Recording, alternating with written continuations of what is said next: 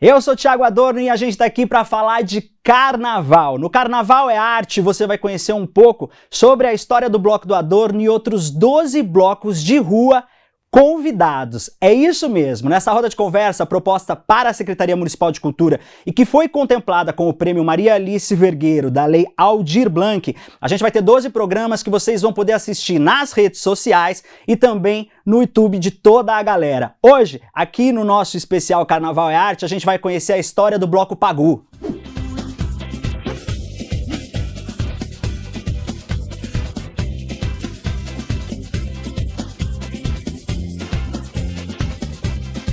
Oi, eu sou a Mariana Bastos, do Bloco Pagu, e eu tô aqui com o Bloco do Adorno para contar um pouco mais da nossa história.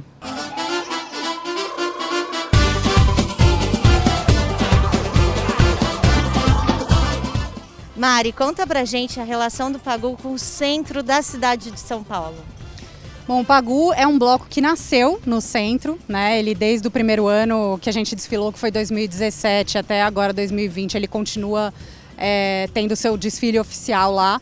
E a gente sempre se relacionou com o centro, tanto as pessoas que criaram o Pagu, que fundaram o Pagu e começaram a bateria, sempre tiveram uma relação onde ali é um lugar onde a gente entende que pulsa muito a vida da cidade, onde a gente entende que tem muitas coisas diferentes acontecendo, pessoas, e aonde também a gente sempre saiu para se divertir, além de ter uma história, né, que reflete o nosso passado, e também tem muitas coisas acontecendo como vanguarda cultural que acontece no centro. Então a gente entendeu que o bloco cabia naquele espaço e a gente entende que ele pertence àquela região, assim, continuará pertencendo. E essa relação de pertencimento, ela tá para além do carnaval, né? Pelo que eu tô sabendo. A gente, porque eventualmente a gente tem alguns outros acontecimentos que envolvem o bloco, que por exemplo, sei lá, a gente tem o aniversário da cidade, então a gente já saiu ali de dentro do municipal, por exemplo, para fazer um outro tipo de desfile, né? Não um desfile, mas a bateria passando pelas ruas lá, né? E junto com vários outros artistas, passando, né, o bastão para outros artistas que continuavam ali. Então a gente permeia aquele universo mesmo quando a gente não está oficialmente no período de carnaval. Que ótimo! E você falou que vocês ensaiam em outro espaço. Qual outro bairro tem relação com o Pagu? Tem um outro bairro que a gente começou ensaiando na Moca, num espaço que eu tinha um bar ali, então o bloco começou ali pequenininho, no espaço que, né, quando o bar não funcionava, a gente fechava para ensaiar. Depois a gente foi para Vila Madalena. E aí agora a gente está num espaço em Pinheiros, que depois da pandemia foi locado para, né, na verdade entrou em vacância, né, não tá mais ali, então agora eu nem sei para onde a gente vai, mas Pinheiros ali, pertinho do Largo da Batata, onde fica muito fácil a localização para as pessoas de diferentes regiões da cidade, é onde a gente estava ensaiando ali, no Traço de União. Legal. E as histórias que você tem para contar da rua, o que mais te marcou nesse período de carnaval? Eu acho que o carnaval é essa festa poderosa da democracia, né? No sentido de que é onde você consegue juntar todo tipo de pessoa, sem nenhum tipo de ingresso pago, nem nada disso. Então é um espaço onde onde fica todo mundo como deveria ser, que é igual, né? Então, assim, é um momento de êxtase, eu acho que é onde você exalta talvez a festa mais original que o Brasil tem, e que a gente consegue estar junto com pessoas que talvez em outros momentos da vida a gente não consiga estar, porque são muitas coisas, são muitos muros que são construídos nessa sociedade que a gente funciona. Então eu acho que talvez essa relação do carnaval com a rua, talvez seja a parte mais interessante que eu vejo, assim. E aproveitando, então, obrigado por me receber, por vir aqui para a rua, que é o espaço que a gente gosta de estar sempre. E a gente vai voltar para o estúdio com Thiago Adorno e Vitor da Candelária.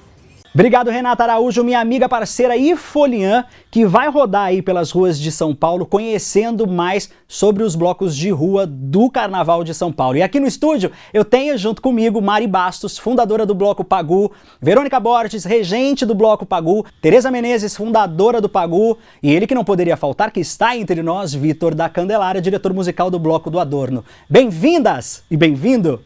Prazerzaço! Obrigada, Thiago. Obrigada, lá. Obrigada. Ó, Mari, a gente falou muito ali do espaço cênico, que a gente chama que são os lugares onde o bloco, ele literalmente desfila. Eu quero saber da Mari e da Tereza, como é que foi essa ideia principal aí, da sementinha que surgiu, e vocês têm todo o tempo do mundo para contar pra gente, porque o que mais interessa hoje nesse nosso Carnaval é Arte é saber a história de vocês.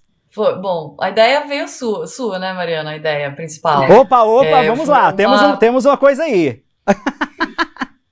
Eu fui chamada, mas a ideia é da Mariana, porque esse tipo de ideia megalomaníaca nunca vem de mim, não. Eu só embarco e depois descubro o tamanho do problema que eu me envolvi. Então foi em 2016, eu lembro de voltar tava viajando, né? E aí ela falou, vamos abrir um bloco de carnaval? Eu já conversei com umas pessoas, já tenho uma ideia de como fazer, eu acho que vai ser legal, eu acho que a gente sempre, né, nos últimos anos, 2016 antes, 2015, 2014, eu acho que o Carnaval de Rua de São Paulo começou a crescer muito, né? Não era uma coisa que a gente via antes. E aí a gente começou a participar muito do Carnaval de Rua. E aí essa ideia veio da Mariana em 2016. E pode seguir daí, Mariana. Não, o negócio é assim, eu e a Tereza, a gente sempre foi muito festeira. A Verô a gente acabou conhecendo depois, que a Verô acabou entrando no bloco depois para ser mestra de um dos naipes, que era do tamborim, depois ela conta melhor. Mas a verdade é que eu e a Tereza, a gente sempre saiu muito, sempre para se divertir, para, né, muita festa, muita coisa assim. A gente fazia festas já com uma certa regularidade, assim, já estava um pouco dentro da nossa rotina, digamos assim. Quando o carnaval começou a explodir em São Paulo, meio que quase que foi um chamado, assim, para a gente tentar entrar nessa onda do que seria a maior festa até então que a gente tinha notícia aqui, até então, porque nas gestões anteriores, né, governamentais, ainda não era permitido os blocos na rua. Eu acho que foi na gestão do Haddad, né, se não me engano, com o Juca, na cultura, que acabaram fazendo com que isso fosse legalizado e deram um impulso enorme para o nascimento do carnaval de rua como ele é hoje aqui. E a cidade abraçou isso muito, né? Tanto as gestões que vieram depois, quanto a população e tal. Eu lembro que tinha até uma certa dúvida, mas o carnaval em São Paulo, será que vai funcionar? Será que não vai funcionar? E a verdade é que caiu nas graças de todo mundo e a gente, nesse momento, a gente foi também impactada por aquilo, pela vontade de criar alguma coisa que tivesse um pouco a nossa cara, assim, tipo, como seria o nosso bloco, né? O que seria o nosso bloco? Só que eu e a Tereza, a gente, assim, não fazia a menor ideia do que era fazer carnaval. A gente não tinha essa experiência. E eu comecei a pesquisar um pouco, comecei a conversar com algumas pessoas que ensaiavam em outros blocos, para ver com quem que a gente poderia falar, para de repente começar uma bateria, que para mim, eu queria muito que tivesse uma bateria desde o começo. A Tereza já tava, meu Deus, mas já vai começar com uma bateria. E aí a gente foi conversando e assim, a gente estava fazendo aquilo com o intuito de se divertir.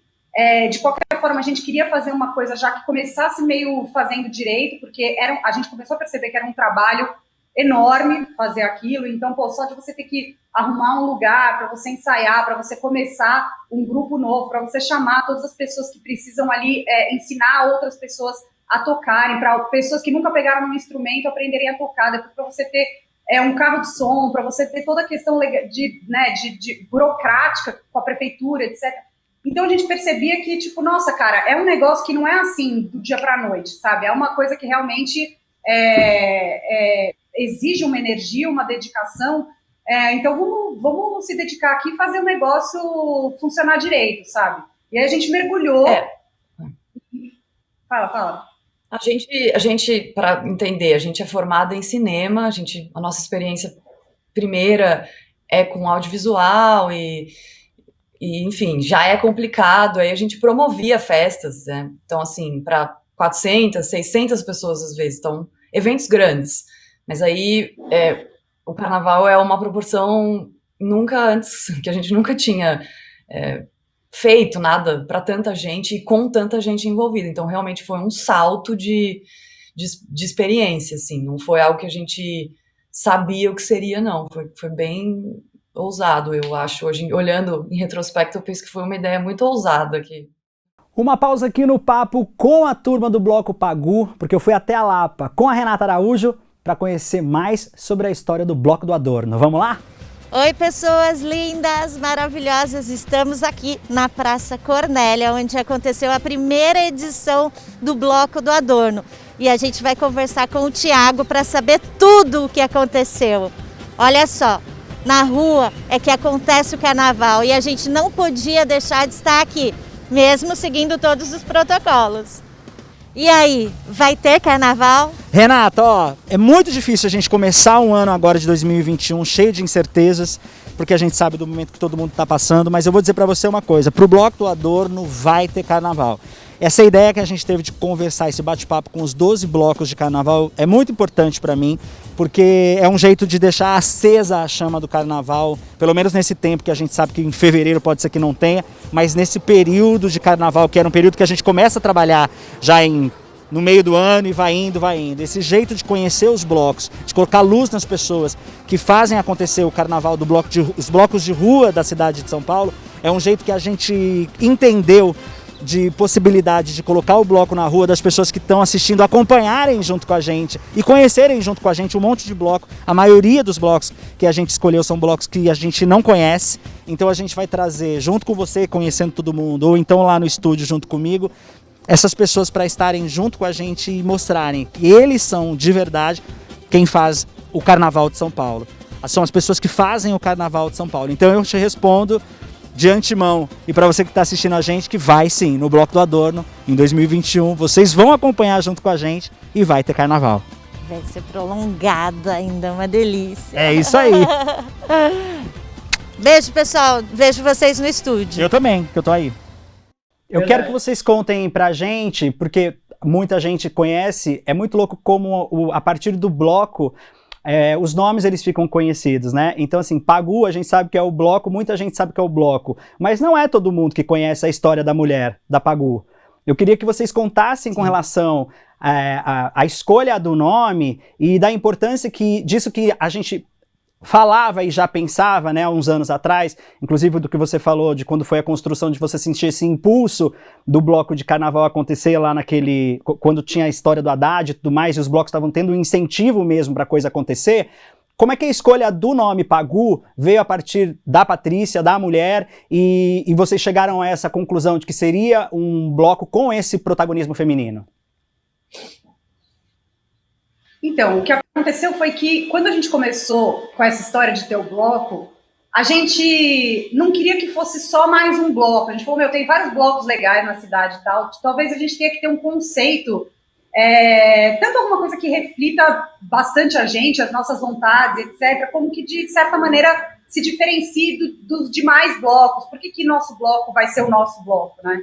Sim. E a gente entendeu que a gente queria formar um bloco que tivesse uma bateria inteira feminina, que fosse um bloco onde a mulher fosse protagonista, porque o carnaval ele é um ambiente majoritariamente masculino, né? Tanto nas pessoas que tocam os instrumentos, quanto nas organizações dos blocos, etc. Então, e normalmente também é um espaço onde a mulher às vezes se sente vulnerável ou desrespeitada, ou enfim. Então a gente achou que o nosso bloco ele poderia ser um espaço onde a mulher fosse tratada com extremo respeito, onde ela se sentisse à vontade para ser quem ela é, sem nenhum tipo de pressão nesse sentido, de machismo ou de algum tipo de assédio, ou enfim, ao mesmo tempo isso poderia virar uma grande mensagem, assim. A gente pensou que isso poderia vir a ser o conceito do nosso bloco.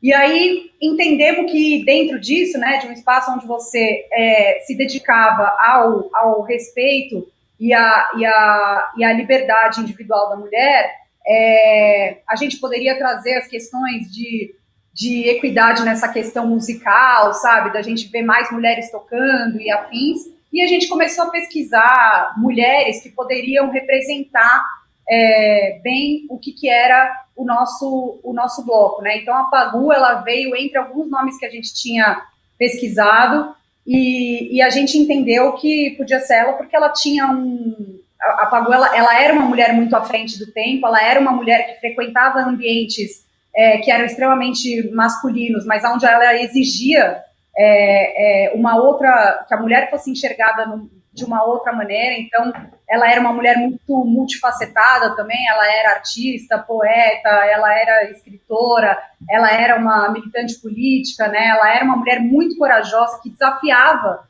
os padrões do contexto onde ela estava inserida, e a gente entendeu que a Pagu era uma figura que poderia representar muito bem isso que a gente ia fazer na Avenida. Então, acabou que... Fala, Tereza.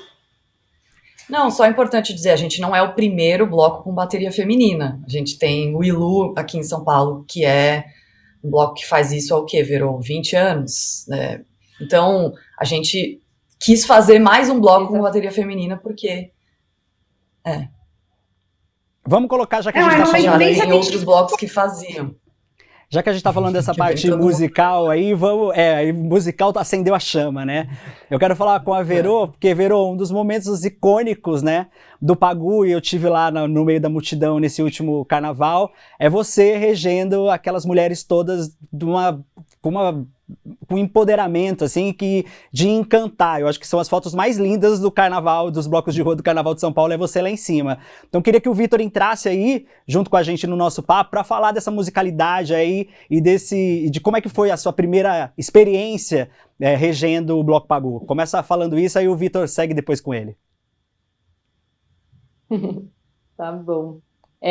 Bom, antes só para falar sobre o Ilu, o evento que a Mari citou, né, que a gente tocou no aniversário de São Paulo desse ano, a gente saiu do Municipal e a gente teve um momento tocando junto com o Ilu, e foi incrível, um dos momentos mais especiais, assim, para mim, porque é um bloco referência, enfim, um bloco afro de mulheres, uma bateria toda feminina, e foi uma grande honra para a gente poder compartilhar o espaço da rua, né, no aniversário da cidade, com essas mulheres.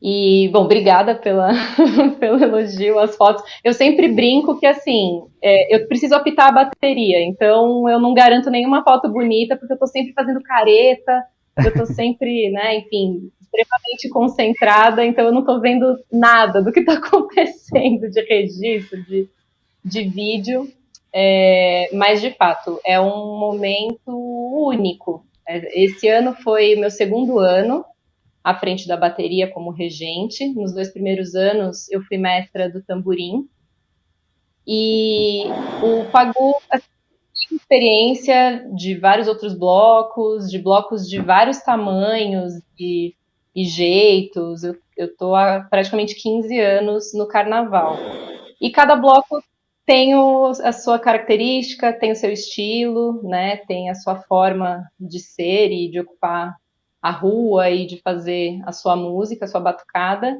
Essa questão, enfim, e aí é isso, né? A gente tem uma bateria grande, a gente tem a banda, e aí a gente tem o trio, né? Então a gente tem uma série de questões logísticas que, enfim, talvez a Maria Tereza, se soubessem do tamanho da questão, talvez de fato elas não fizessem o bloco, mas que bom que fizeram.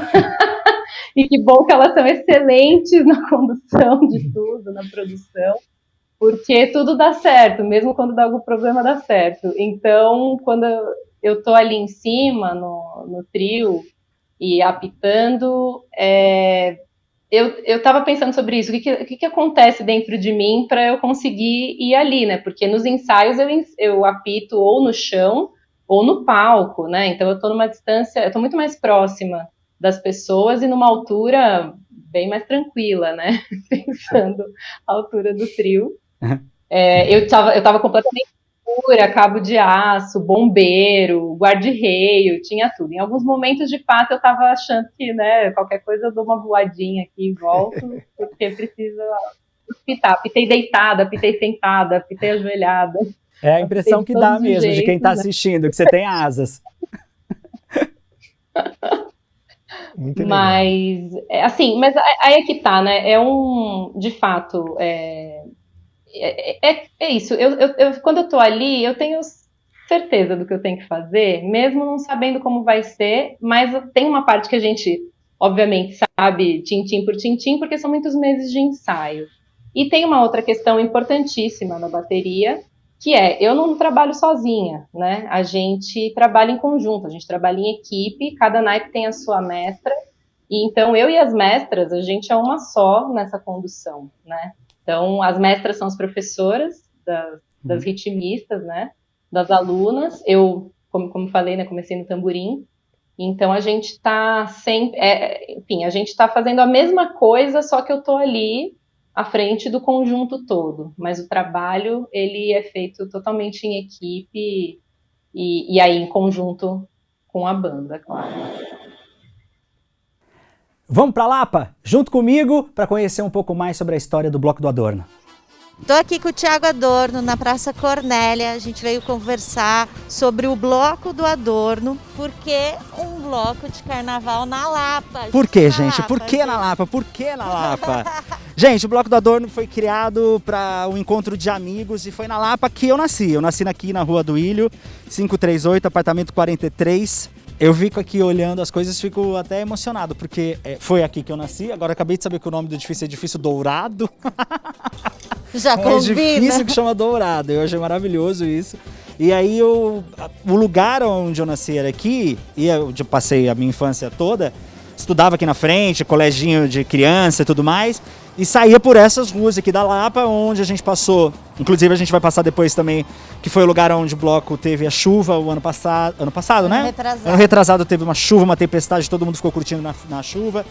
A gente, nos primeiros anos, a gente saía aqui da Praça Cornélia, e esse era um dos trajetos que a gente saía do final para cá. E o último ano de desfile que foi desse trajeto, caiu uma tempestade, assim, mas foi uma tempestade que quem faz carnaval, só quem faz carnaval sabe o que a gente sofre, porque não tinha cobertura no trio, a gente teve que fechar a cobertura que tinha para pelo menos os equipamentos serem poupados e tudo mais, e a gente parou essa rua aqui e ficou todo mundo na chuva, só que ao invés do pessoal ir embora, ninguém ia embora, uma tempestade, mas não era chuvinha assim, era aquela chuva de verão depois de um solão, que veio uma puta chuva mesmo. E aí a galera vindo aqui, dançando na rua, dançando uma música que já não tinha mais, porque a gente conseguiu conectar o trio num telefone, e aí a gente começou a tocar as músicas para as pessoas que ficaram, e as pessoas não iam embora. Aí tem o bar aqui na frente, que é o Valadares, que é um bar muito tradicional da Lapa. As pessoas que não quiseram ficar na chuva, entraram correndo pro Valadares, ficaram ali no bar, assim... Fazendo som, fazendo som, com banda, ou quem tinha um negocinho pra tocar, tocava ali. E essa rua aqui, eu lembro de vários amigos nossos, todo mundo ficou aqui embaixo desse lugar todo molhado, chovendo muito, e os amigos festejando. Então a gente tem fotos, inclusive, para colocar aí para vocês, incríveis desse momento, que foi o momento na chuva, onde o mais importante era todo mundo se divertir e permanecer no Bloco do Adorno. Foi um momento muito emoção mesmo, coração. Depois a gente atravessava a Praça Cornélia, ia passar na escola e ia parar no Sesc Pompeia. Então esses os lugares onde eu, né, que chamaria pelo Waze, os lugares onde eu tinha o acesso e eram os diâmetros que eu circulava aqui pelo bairro. São suas cartografias afetivas. São as minhas cartografias, o nome é muito lindo, cartografia afetiva, eu achei lindo esse nome. E a partir desse encontro com os meus amigos para resolver onde é que eu faria um bloco de carnaval depois que eu tive a ideia em 2016 e 2017 de criar o Bloco do Adorno, eu percebi que o lugar onde eu sempre passei, onde eu estudei, os lugares onde eu andava, ou aqui, que são os lugares onde eu vivi, passei a minha infância, vamos sentar aqui? Vamos. E minha adolescência, foram esses lugares. A Lapa faz parte da minha história. Essa praça onde a gente está, essa igreja onde o Bloco do Adorno saiu pelo primeiro ano, são os lugares onde eu me encontrava quando era criança, quando era adolescente, e a partir disso foi a ideia de fazer e trazer o Bloco do Adorno aqui para Lapa. Vai lá, Vitão. Legal. Muito legal, Thiago, tá participando de um papo com tanta excelência, né? Eu que sou oriundo de escola de samba, sou nascido e criado no Morro da Mangueira, E a gente sabe que as baterias das escolas de samba, tradicionalmente, sempre foram compostas por homens, né? E as mulheres vieram quebrando esse tabu ao longo do tempo. A bateria da Mangueira, em 2007, né, se eu não me engano, na gestão do Ivo Meirelles, como gestor da bateria da Mangueira, ele já criou um cenário para isso acontecer na bateria da Mangueira. E hoje a bateria da Mangueira tem diversas ritmistas tocando todos os tipos de instrumento, e para mim isso é muito legal, né?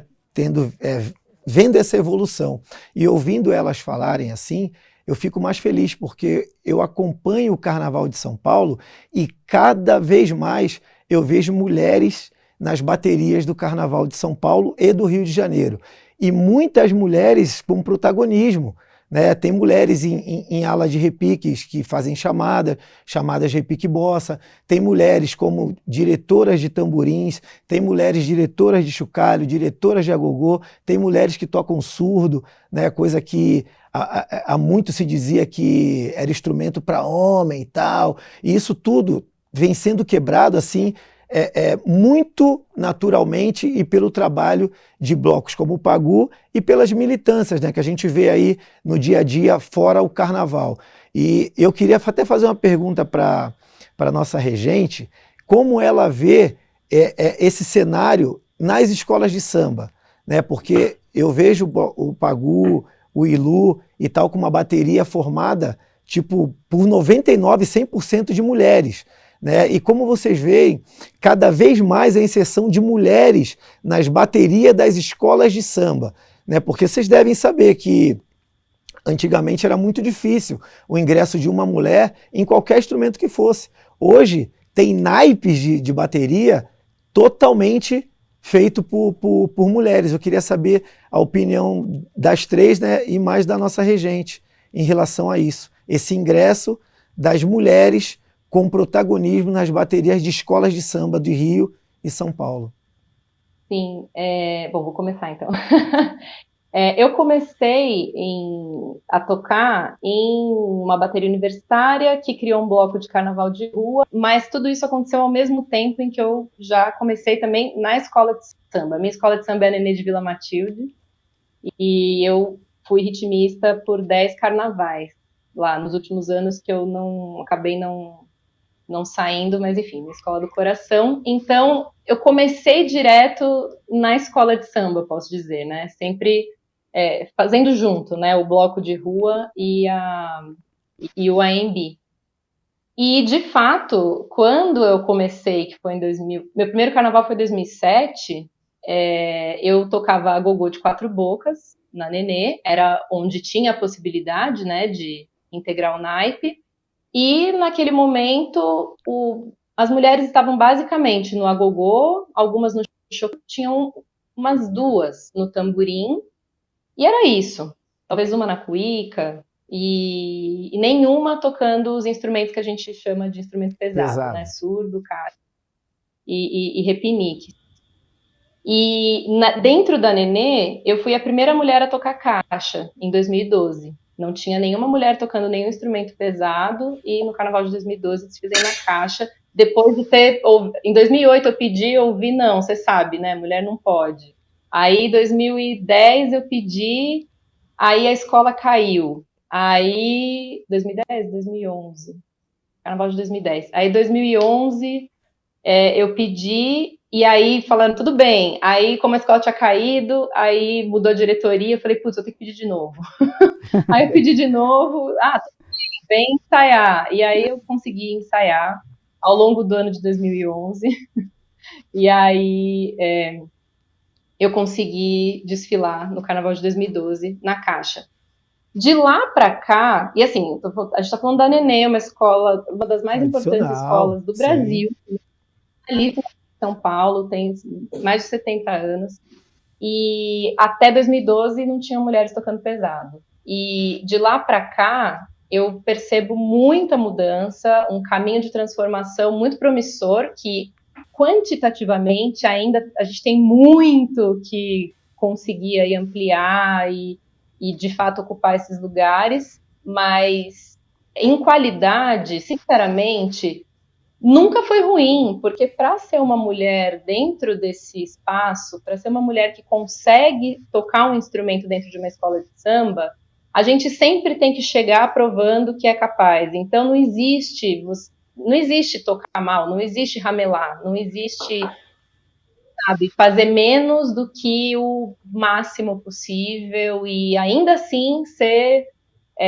julgada, né, ficarem achando que não tá bom, ser cortada da bateria, ou então acontece também um outro fenômeno que é a hierarquização dos instrumentos, né? Então é isso, quando a gente fala leve e pesado, então uma mulher toca a gogô, que fica ali na frente, né, enfeitando.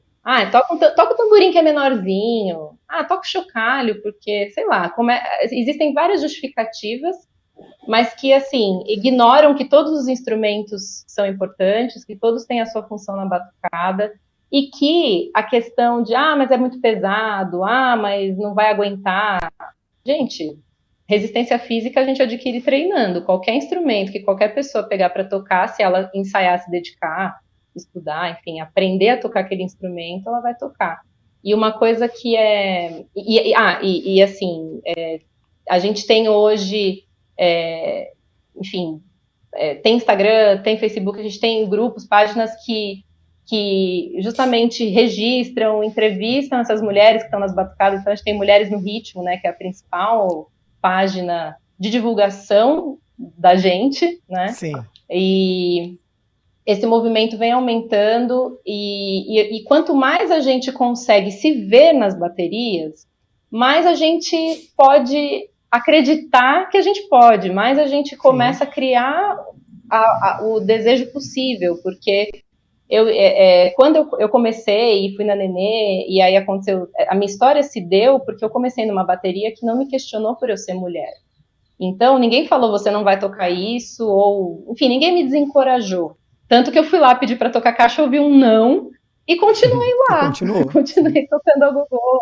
E depois eu fui pedir de novo. Mas eu já ouvi de uma ritmista que, se ela fosse homem, ela tocaria surdo de terceira.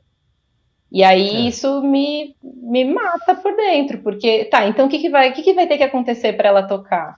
Ela vai ter que deixar de ser o que ela é, o que ela entende que ela é. Então, quando a gente tem baterias femininas, quando a gente tem blocos de carnaval de mulheres para mulheres, né? Então bateria 100% feminina, a gente cria espaço para essa mulher chegar e saber que ela vai tocar. E ela não vai tocar um instrumento que alguém diz que ela tem que tocar. Ela vai conhecer o instrumento, ela vai ver qual que ela se identifica e qual que ela quer aprender primeiro, porque a gente tem todos os instrumentos para aprender. Então, a gente, né, não tem... E aí sai essa primeira barreira, que é ou não conseguir entrar, não conseguir acesso, ou então consegue o acesso, mas pela metade, porque você tem, né, o instrumento é determinado. Eu fui eu tive uma vez na Mangueira, foi em 2009, acho, e aí eu caruda, cheguei lá num diretor, ele era diretor de harmonia, e eu observando aquele ensaio, eu não vi nenhuma mulher tocando, estava uma formação reduzida, né? Daí eu falei, nossa, não tô vendo nenhuma mulher na bateria, não tem mulheres na bateria? Daí ele começou a contar todas as mulheres que tinham. Eu falei, mas cadê então? Você está escondendo? Eu sempre chego numa quadra de escola de samba e a primeira coisa que eu reparo é isso. Se tem mulheres na bateria, em que naipes elas estão tocando. E mas elas estavam onde, Verô? Elas estavam onde? Ele respondeu para você? Nesse dia, ele falou que tinha mulher em todos os naipes, mas eu não vi, você não então viu. Ficou a palavra dele para minha impressão. Não, mas na verdade... Mas, assim, vem melhorando, porque é isso, somos cada vez mais e a gente está se conhecendo e se reconhecendo. Então, a gente consegue ter mais possibilidades, né? A gente consegue entender o tamanho que a gente tá ganhando aí nesse espaço. Legal. Eu falo isso com muita propriedade, que eu tenho uma amiga particular que leva isso muito a sério, e é um orgulho para mim vê-la como mestra de bateria hoje, né? A escola a qual ela faz parte é a Imperatriz da Pauliceia, que tem como enredo, né, para o próximo carnaval, assim que tudo tiver regularizado e o carnaval puder ser realizado, o Ilu Obá de Mim, né, que é um bloco feminino que foi citado por vocês, e fez o convite para vocês estarem na primeira festa de bateria dela. Então, assim, é muito legal ver a Rafaela como mestra de uma bateria de escola de samba que está em ascensão. É uma escola que estava lá atrás, no 4º grupo, 3º, foi campeã de novo, está chegando no IMB, e de repente, daqui 2, 3 anos, a gente pode estar vendo a Rafa no grupo especial. Entende? Eu acho isso muito interessante. E lá também não tem distinção, como em muitas baterias não tem hoje em dia. Quem quer tocar surdo, tem competência para tocar surdo, vai tocar o surdo. Quer tocar caixa? Tem competência para tocar caixa? Vai tocar a caixa. Ah, eu prefiro tamborim. Vai tocar tamborim porque você prefere. Prefiro agogô. Vai tocar agogô porque você prefere. Não tem essa de você vai tocar esse porque você é mulher ou você não pode pegar peso. Eu acho que isso não cabe, né? Já não cabia há muitos anos. Hoje em dia, menos ainda. Então, assim, eu acho muito legal, cada vez mais o cenário está propício a isso. E ver a Rafa nesse patamar, dirigindo uma escola de samba com a competência que ela faz. Cara, a gente teve a parada da pandemia, né? Você até desculpa estender esse assunto, mas eu acho ele muito importante. Teve a parada da pandemia, a Rafa não parou o trabalho. Ela desenvolveu pads para que a bateria dela tivesse em atividade, mesmo nesse tempo que estava todo mundo meio que obrigado a estar em casa, né? Ela seguiu a tendência online e colocou a bateria em atividade, né? Então, assim, ela está num grau de competência igual a tantos outros mestres de bateria que a gente tem nos grupos que ela está hoje em dia e até no grupo especial, entendeu? E eu fico muito feliz de ver a Rafa convidar um bloco para uma festa de uma bateria, né? O mais normal, tipo, seria a pessoa pensar assim, a Rafa vai fazer uma festa de bateria, ela vai convidar a bateria X, a bateria Y, a bateria tal, do grupo especial, né, para ter uma frequência maior na festa dela. Não, a Rafa foi atrás de uma bateria que milita sobre a causa que ela tá hoje em dia, né, que ela sempre teve, que ela bate de frente. Eu achei muito legal isso, cara. Achei muito legal. E vendo o ingresso de cada vez mais mulheres em bateria de escola de samba, dá para se ver o trabalho que vocês fazem de base, né? E aí eu queria que vocês abrissem para o pessoal que está nos assistindo aí, como funciona a oficina de vocês. Se a menina quer aprender um instrumento, onde ela vai procurar, qual é o canal que ela procura para ter esse contato com vocês, de ter pelo menos esse primeiro contato com o instrumento, né, para depois ela falar, eu quero continuar no bloco, eu quero fazer parte de uma bateria e tal, mas já tendo uma base, já que eu sei que vocês fazem esse trabalho de oficina. Não, e tem um negócio legal de falar, que a Rafa passou pelo Pagu, né, como mestra. Então isso é muito que legal, eu sou também, amigo né, dela, não sabia disso. Os links vão se fazendo, né? Então, ela passou já como mestra. Ela não foi uma mestra fixa, ela foi uma sub nossa, que a gente tinha outras mestras que quando uma não podia, aí indicava alguém e tal. A Rafa passou por lá e eu acho que daí que criou o nosso laço, assim. Mas ela arrasa muito, né? Impressionante, assim. Enfim, a nossa bateria, ela é renovada todos os anos, né? Então, quando chega o segundo semestre de um ano normal, não desse que, né, é uma exceção para todos os blocos, não tem como.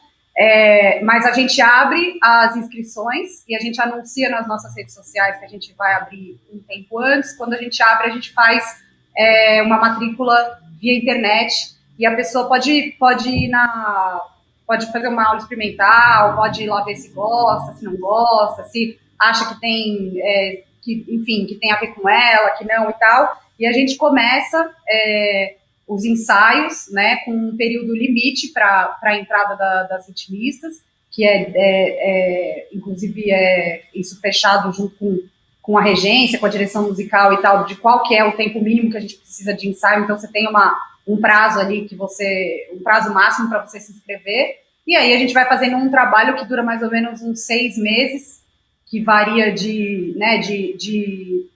de momentos mais técnicos ou momentos já com música, enfim, momento solo, momento com o grupo todo, e isso vai se compondo através do nosso repertório até que no final desses 6 meses, mais ou menos, a gente tem o desfile, né? Já já a gente volta para falar mais com as meninas do Bloco Pagu, que a gente vai agora para lá, para conhecer um pouco mais sobre a história do Bloco do Adorno. Agora me conta, você tem um marco maior, assim, uma história que quando você passa pelo lugar, você fala, nossa, aqui foi quando aconteceu isso, eu estava em cima do bloco e aconteceu isso. Eu acho que tem aqui, nessa mesma igreja, tem uma coisa muito engraçada que foi a história com o padre, porque a gente, no primeiro ano, a gente começou o bloco às 3 da tarde até às 8 da noite, e no horário de missa é às 5 horas, todo sábado e domingo nesta igreja. E aí o bloco estava pronto para sair, o padre saiu junto com acho que as beatas, que chamam beatas, né, as mulheres que estavam dentro da missa, e falou, tem que abaixar o som, tem que desligar o som e tudo mais. E aí eu comecei com o padre negociar o carnaval, assim, porque a gente tem todas as autorizações, a subprefeitura autorizada a gente passar aqui, tudo certinho, tudo, mas aí o padre chegou e aí foi uma questão da religião, do sacro com o profano e tudo muito misturado. E eu de cima do trio, toda montada, toda paramentada. E o padre falando, olha, tem que abaixar o som, não pode. Ele dizia, aí eu falei, padre, mas só um minutinho que a gente sai às 5. Ele falou, não, das 5 não dá, porque 5 eu começo. Então eu falei, 5h20. Se a gente ficar até as 5h20 aqui, tudo bem? Não, tem que sair agora. Eu falei, tá bom, a gente desligou todo o som, aí a gente passou dessa parte da igreja até o começo ali da próxima rua, a gente passou totalmente em silêncio, e quando chegou ali, o trio estourou e começou a bombar, e a gente respeitou o padre. No segundo ano a gente também teve um problema, porque daí eu acho que quando você começa a insistir demais nesse problema, a gente precisa também soltar um pouco pra coisa não ficar naquela calcando no problema. Não era essa a intenção do bloco e nem do carnaval. Então você mudou depois disso? A gente mudou o trajeto, pelo menos uma vez do bloco. O bloco saía daqui da Praça Cornélia, mas depois a gente foi para Faustolo, que também foi uma negociação minha com a subprefeitura da Lapa. Então eu fiz Faustolo, 3 ruas, e depois de 3 ruas terminava no Experimental, que é a escola onde eu estudei, a História Estadual, onde eu estudei a vida inteira, né? Desde moleque, 1ª, 2ª, 3ª, 4ª, 5ª série, acho que até a 6ª, 7ª série eu estudei no Experimental, que é na Rua de Baixo. Então a gente começa na Faustolo hoje em dia e termina no Experimental. Tiago, a gente está em frente da Escola Experimental. O que a Escola Experimental tem a ver com o Carnaval 2020? Olha, com o Bloco do Adorno tem a ver tudo, na verdade, porque aqui, né, na Escola Experimental foi quando, do ano de 2019 para o de 2020, a gente mudou o percurso do Bloco do Adorno. E uma das exigências que eu fiz questão era que a gente terminasse o bloco na Faustolo junto aqui do Colégio Experimental, que foi onde eu estudei quando era pequeno. Então sempre a gente volta nessa questão emotiva, né? Que afetiva e emotiva, que eu gosto de colocar, porque essa entrada aqui do Experimental é onde eu passei toda a minha infância vindo pelas ruas onde a gente andou aqui, por exemplo, na praça onde a gente estava, e depois vindo aqui pro colégio. Falando em devolver, melhor do que deixou, qual legado você acha que o Bloco do Adorno está deixando? Que você entenda que o carnaval faz parte da rua, que o carnaval faz parte do bairro, ele pode ser seu, ele é democrático, ele é de graça e qualquer pessoa pode participar, trazendo a sua alegria de casa. E o Adorno é isso, né? Por que todo mundo agora... Eu acho lindo quando as pessoas falam, vamos lá no Bloco do Adorno, e às vezes fala pra mim, porque não sabe nem que sou eu que faço o bloco, porque eu acho que quando a pessoa... Já veio pronto pro carnaval, Adorno. E a história do bloco, ele cria uma coisa maior do que... Não é um bloco pra eu simplesmente estar aqui e fazer ou aparecer ou nada disso. É um bloco que já criou uma história com os moradores do próprio bairro. E isso pra mim é o mais importante. Então eu vejo as pessoas, vamos marcar de ir lá no Bloco do Adorno, eu vejo muito nas redes sociais também, vamos pro Bloco do Adorno, não sei o que, o Adorno não sou eu. O Bloco do Adorno é o adorno que a pessoa se veste mesmo, é o que a pessoa põe na cabeça, é a fantasia, é o figurino, que ela se disponibiliza para sair de casa, vir pra rua, curtir o carnaval com segurança, com alegria e ser feliz. Sim. Tereza, Mari, eu quero perguntar uma coisa. Há 4 anos. Para vocês duas. Quem são os amigos do Bloco Pagu que iam ficar felizes de serem citados nessa live, que a gente não pode esquecer? Tem muita gente que são os nossos parceiros, né? Que a gente vai trabalhando no bloco, e aí quando você tá naquele momento que você não aguenta e né, vem alguém que te dá a mão, que te ajuda, que teve com vocês, que é importante a gente citar, pode ser marca, pode ser amigo, pode ser quem é aquela pessoa ou aquele parceiro que vocês estão sempre agradecendo que a gente precisa falar aqui. Olha, Thiago, isso daí é uma coisa, eu não sei se isso daí é bom ou ruim, viu? É exatamente, vai esquecer uma galera, né? Porque vai ficar faltando alguém. Tanta gente.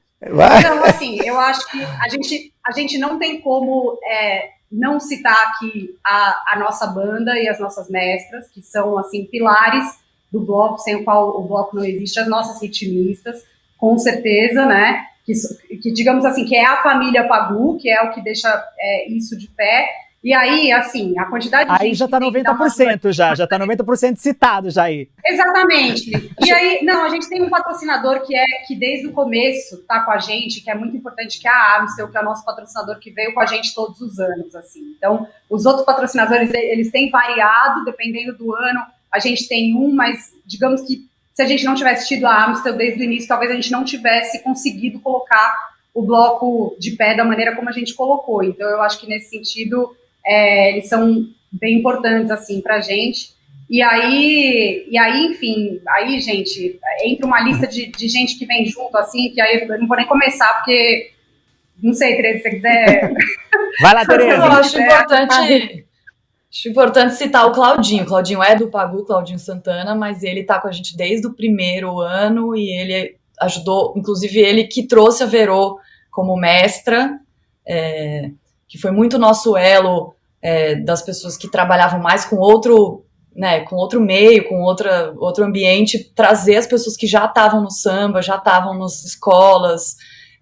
Então ele foi muito importante, o Claudinho Santana. Eu acho que ele é um que a gente não tem como não citar. Que hoje ele é nosso diretor musical, estava incluindo ele ali como banda, mas de fato ele teve um papel importante porque eu acho que ele foi a primeira pessoa com quem eu conversei que abriu as portas do carnaval, abriu as nossas portas para um outro universo que a gente não tinha, justamente fez essa ponte que acabou, enfim, inaugurando esse novo mundo, assim, para nós, trazendo esse novo mundo. Ele foi uma porta de acesso muito importante, estar com a gente aí até hoje, né?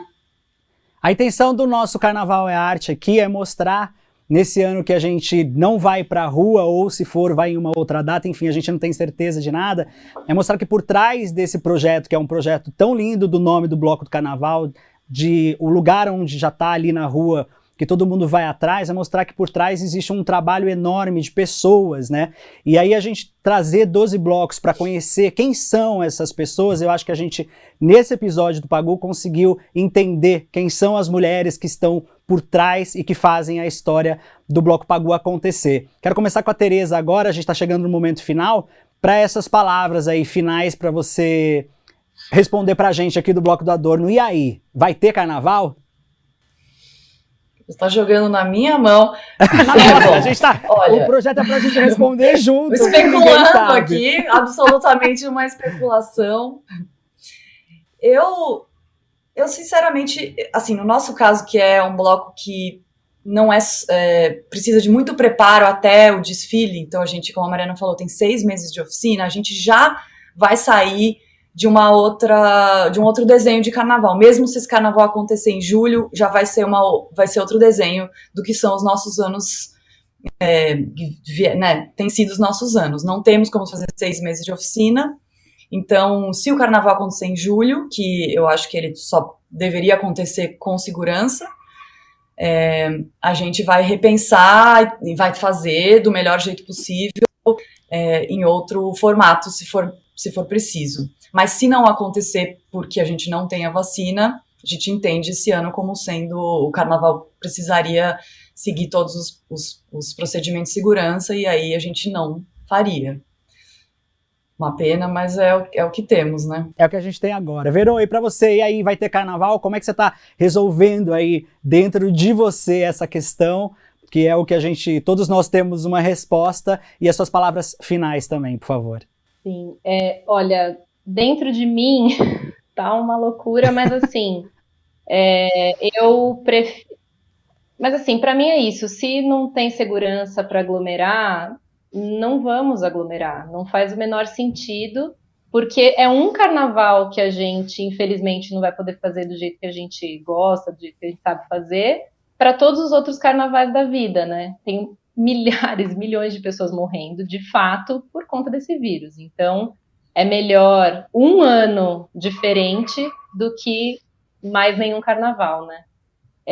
E com relação... Mas, assim, acho que o carnaval institucional, esse que a gente, de fato, organiza, que a gente se prepara, ensaia, mesmo que a gente faça num formato diferente, podendo ir para a rua, ele vai acontecer nesse novo planejamento, novo calendário, e quanto a isso, tá tudo certo, porque a ideia é ser feliz, se divertir e, né, no máximo de segurança possível. Mas é óbvio que, assim, eu sei que vai ter gente saindo do posto de saúde vacinado, falando, opa, tô imunizada de glitter, mas assim, como bloco, como instituição, acho que assim não dá, gente, vamos, pelo menos tô aqui dentro de casa. Nossa. E só uma palavra final, que com relação à batucada, né, justamente também pelo Pagu ser uma oficina de bateria, é uma oficina para mulheres, é um lugar para aprender o instrumento. Então, eu nunca toquei, eu não sei nada, e agora? É esse o lugar, é o lugar que vai falar desde o oi, como é que acontece. Mas o principal, o carnaval, quando ele é na rua, é isso. A gente vai, curte, se diverte. Quando a gente escolhe a bateria para fazer parte do carnaval, a gente já está fazendo uma escolha muito especial e que demanda toda uma dedicação, responsabilidade, muito amor também, mas é isso, já é uma escolha que é especial, então é entender que vão ser vários meses para realizar um sonho, né, e sair tocando e ficar feliz com o som que está tocando, porque é todo mundo tocando a mesma batucada. Se você já voava antes, eu quero ver o que é que vai ser Verô em 2022, sei lá, o 21, o que vai ser, então, segurando aí esse estilingue quando soltar ela, meu Deus! É isso aí. Mari, pra você... Thiago, nossa senhora. Mari, como é que tá sendo pra você essa ansiedade de todos nós aí, e pro Pagu, o que vocês estão preparando, o que pode falar, como é que tá essa organização desse ano? Thiago, a gente, assim, eu e a Tereza, inclusive, a gente passou por uma fase de entender o que a gente, se era possível fazer alguma coisa até no momento que seria o momento do carnaval, que funcionasse de forma que fosse segura e tal. A gente pensou em algumas possibilidades, mas a gente chegou à conclusão que qualquer coisa que a gente for fazer para homenagear o período do carnaval, que seja digital, que seja... né, uma coisa pequena, ao ar livre, isso estimularia as pessoas, acenderia a faísca do carnaval dentro de todo mundo. E isso a gente não quer fazer, a gente não quer entrar como o bloco que, de repente, vai acender ali algum espírito carnavalesco para as pessoas no momento em que tanto a gente vai ter um fevereiro bem complicado, até por causa agora dos encontros das festas de Réveillon e etc e tal, como também a gente entender que a melhor coisa que a gente pode fazer no período do carnaval é não fazer nada, talvez, entendeu? E aí, esperar contar que a gente vai ter um carnaval em julho, assim, isso aí parte da minha personalidade mais otimista, digamos, mas sabendo que a possibilidade de não existir também pode acontecer, e é isso que a Verô falou, entendeu, gente? É um ano de carnaval que talvez a gente não tenha, e se tiver, talvez em outro modelo, mas tudo bem, porque a gente precisa estar vivo para chegar no carnaval que vem e aproveitar do jeito certo. Então, vamos torcer para que tenha e que a vacina consiga chegar a tempo aí da gente poder ir para a rua todo mundo sem medo nenhum, né? Valeu, gente. Obrigado por conversar com a gente, para a gente conhecer a história do Pagu. Foi um prazer receber vocês aqui. É genial esse nosso projeto de conhecer quem tá por trás, quem tá na frente, na verdade, né? Na frente vocês estão do Bloco Pagu. Obrigado, Mari Bastos, obrigado, Verônica Borges, Tereza Menezes, Vitor da Candelária, que vai estar comigo aí nos outros bate-papos também com os outros blocos, e a Renata Araújo, que estava com a gente aí na rua. E você que escolheu escutar aí a história do Bloco Pagu junto comigo, dá uma procurada no YouTube, nas redes sociais, porque você vai se inteirar e conhecer mais outros 12 blocos de carnaval, blocos de rua daqui de São Paulo, que a gente escolheu a dedo para você conhecer. Em breve, mais um Carnaval é Arte aqui no YouTube e também nas nossas redes sociais. Valeu!